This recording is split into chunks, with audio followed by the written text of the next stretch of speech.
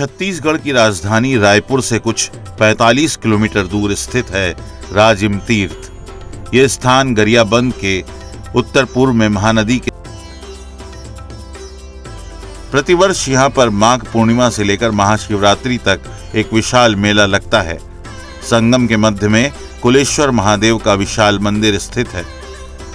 कहा जाता है कि वनवास काल में श्री राम ने इस स्थान पर अपने कुल देवता महादेव जी की पूजा की थी।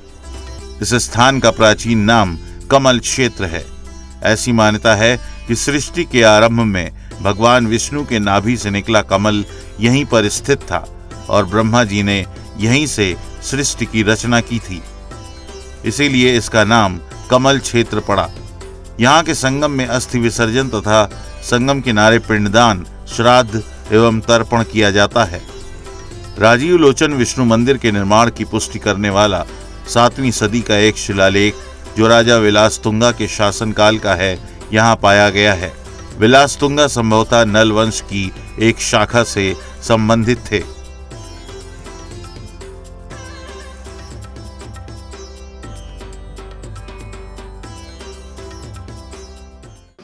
राजिम भक्ति मंदिर है और राजिम माता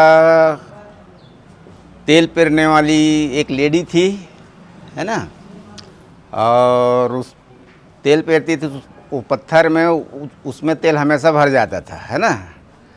तो बोले इतना मैं तेल बेचता हूँ, उसके बाद कम नहीं होता, भर ही जाता है करके। तो धीरे धीरे वो उसको स्वप्न में भगवान राजीव लोचन दिखा, बोलते हैं कि मेरा मूर्ति बनाओ, मैं भगवान विष्णु हूँ। तो जहाँ तेलघानी चलाता था वो भगवान विष्णु था, पत्थर नहीं था, वो शालिग्राम। तो तेलिन बोले कि भगवान मैं कैसे बनाऊँगा। तो उस समय में राजा जगतपाल दुर्ग नरेश, है ना, इसके पास गए। तो पहले छेमरसी 6 महीने में रात होता था, तो छेमरसी रात में ना मंदिर का सृजन किया। तो तेलिन बोले भगवान को, भगवान मैं आपका सृजन तो कर दूंगा लेकिन मेरा क्या होगा, है ना। तो भगवान बोले नहीं, मेरे साथ में आपका भी नाम रहेगा।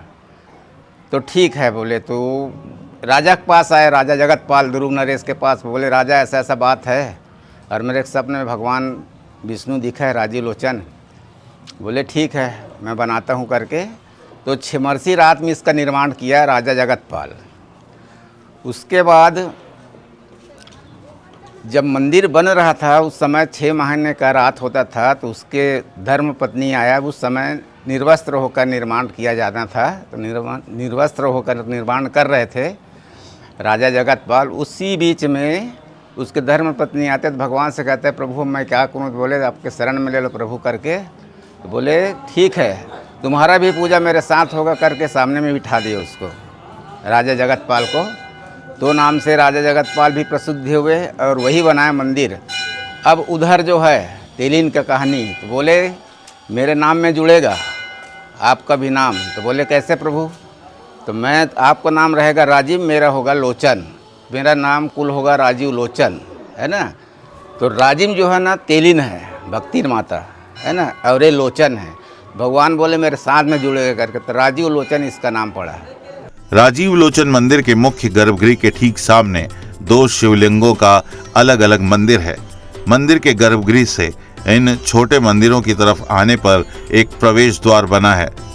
इस प्रवेश द्वार के बाईं ओर 7वीं सदी के दुर्ग नरेश राजा जगतपाल की प्रतिमा स्थापित है। मान्यता है कि राजा जगतपाल ने ही एक तेल निकालने वाली महिला, जिसे स्थानीय भाषा में तेलिन कहते हैं, के कहने पर इस मंदिर का निर्माण किया था। माना तो ये भी जाता है कि जब इस मंदिर का निर्माण हुआ तो 6 महीने तक यहाँ लगातार रात ही रही और मंदिर बनाने वाले निर्वस्त्र होकर निर्माण कार्य करते थे।